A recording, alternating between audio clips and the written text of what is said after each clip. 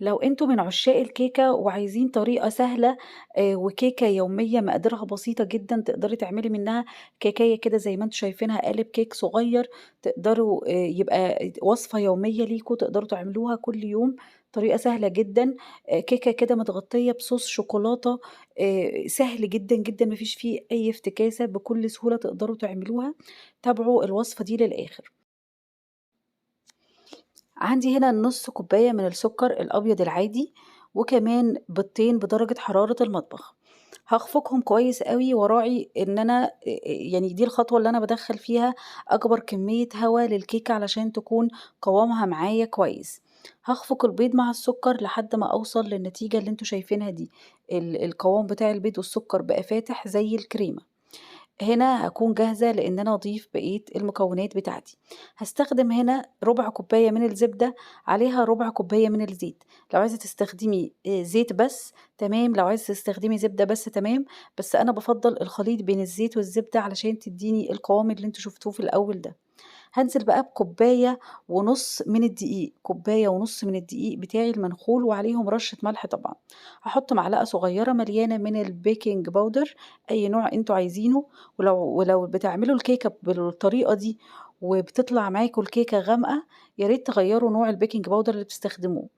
هانزل بقى بنُص كوباية من الحليب الساخن زي ما أنتم شايفينه كده، على الدقيق والسكر والبيض والزبدة، ما حطيتش أكتر من كده، وطبعًا مش هانسى الفانيليا، ولو مش موجود المضرب الكهربي ده نقدر نستخدم الخلاط بتكون برضه الكيكة تحفة جدًا. القالب بتاعي بقى هادهنه طبعًا مادة دهنية زيت أو زبدة، وهانزل بقى كده فيه بالخليط بتاعي بس هاسيب شوية صغيرة من الخليط ده، هاخلط عليه معلقة من الكاكاو البودر الخام أو المسكر زي ما أنتم عايزين الموجود عندكم، وهابتدي أنزل عليه كده من فوق على خليط الكيك. لو أنتم عايزين تعملوها طبقات يعني طبقة بقى شوكولاتة وطبقة فانيليا براحتكم خالص ما فيش أي مشكلة، ده يرجع لاختياراتكم أنتم. هابتدي كده أعمل بس أي شكل بالشوكة، وطبعًا الفرن عندي سخن على درجة حرارة 180. هادخّل قالب الكيك لمدة من تِلت ساعة لنُص ساعة، هيطلع معاكم بالشكل اللي أنتم شايفينه ده. شايفين ارتفاع الكيكة عامل إزاي؟ قوامها حلو جدًا، وطعم الكيكة نفسه لو هو سادة حتى حلو أوي. عندي بقى صوص الشوكولاتة ده أنا عندي قالب شوكولاتة خام، شوكولاتة مطبخ بالحليب، سيّحتها على حمّام مَيّة دافي هتطلع معاكم بالشكل ده، زوّدت عليها بقى أي نوع مكسرات عندكم أو لو مش متوفر مكسرات ما فيش مشكلة، لو عايزين لون الكيكة يكون لامع أكتر ممكن نضيف كمان وإحنا بنسيّح الشوكولاتة مكعب من الزبدة، بس أنا فضّلت إن هي أكتفي بالزبدة اللي في الكيكة ويطلع معايا الكيكة بالشكل ده، حطيت عليها صوص الفستق من فوق، أي صوص عندِك أو لو ما فيش أي مشكلة خالص. كيكة سهلة جدًا، شايفين كده مسامات الكيكة واحدة إزاي،